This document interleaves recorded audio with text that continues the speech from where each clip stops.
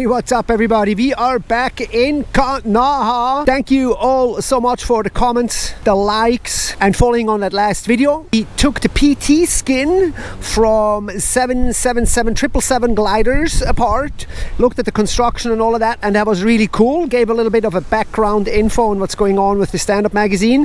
Thank you guys so much for checking this out. And now it is finally time to do two things to not do a walk of shame and to proficiently sail this PT skin that has apparently a lot of good reviews, so I'm stoked on seeing how this thing is actually gonna work. Today's conditions, it is definitely different than summer. You can tell the beach here in Kanaha has also come back quite a bit in compared to 2 weeks ago. North swells are starting to hit, the wind directions are also changing a little bit, but today is a good northeast, I want to say. Winds are in here and it's not nuking as of right now, so I'm super happy with this. Hopefully that will not change, so makes it for easier parawing conditions. I mean, it's not like blasting like heck. It is considerably crowded already. There are a lot of wingers and windsurfers.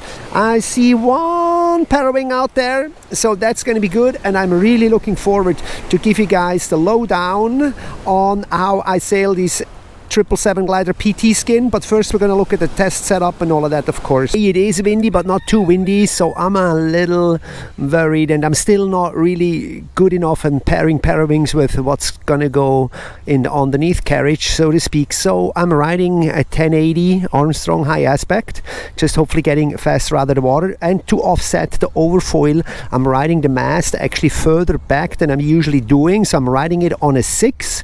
As always, I'm riding 180 tail. I'm feeling very comfortable with that, and I got that one longer mast here, so the 86.5 mast is always to me to go to mast. And of course plenty big board for schlag ability and beginner ability.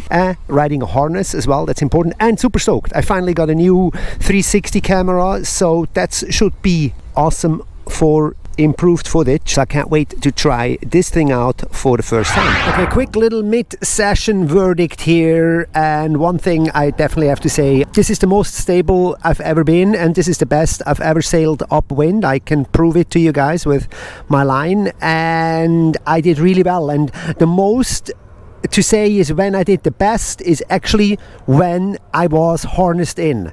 That is really when I get the most stability. I got all the weight on my waist, and I can control the parawing.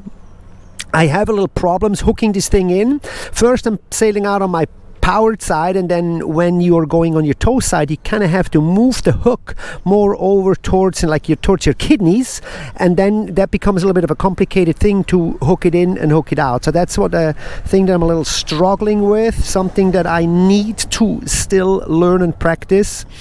And the other thing that I'm really struggling with, surprisingly so, is the darn freaking stupid pack away, and that actually really bums me out. I thought that thing came easier, but my problem is when I'm sailing towards the shore, so the direction the waves are going, I'm on my toe side and I'm holding the wing on evidently my leeward arm, and that sucks because I kind of have to bend over and try to yank that thing in. So that is really something I'm gonna have to practice. And for now it's just about sailing.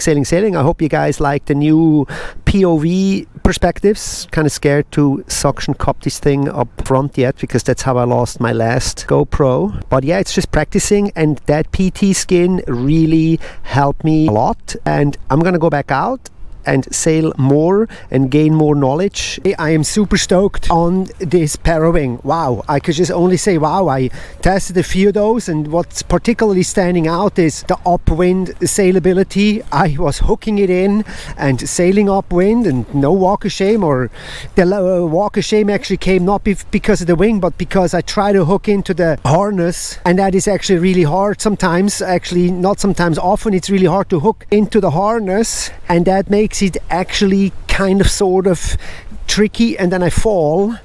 So that was my problem, but from a wing point of view.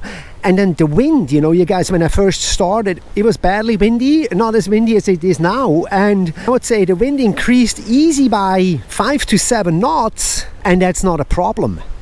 the wing could actually handle it. I was still stable and could sail very well. And another thing that I noticed, remember in the last video I was talking about those pockets at the wing tips with that little hole that creates this hollow space with the battens? Well, that actually turned out not to be a problem at all. And yes, it does fill with water, but somehow it drains. I tried to figure out where there is a drain hole or something, but the water just kind of drains through the fabric, I guess. So this wing for me is definitely a keeper. Super happy with it. And look out the Kanaha now. It is windy, particularly on the outside. So that was the one thing, like on the inside it is kind of not so windy, and on the outside it is more windy. And I could handle the increase in wind speed. I don't know what to say. The one thing that maybe somebody could critique a little bit on this wing is that the harness line is a tad too long for me, and the bag could be a little bit bigger, and maybe somehow also worked into the possibility that it can be worn when you go outside, like make it into a little backpack or something. I've seen this, guys, like Eric has a little backpack, and now it is winter and there is waves, and I really need to learn this pack away. That's another thing.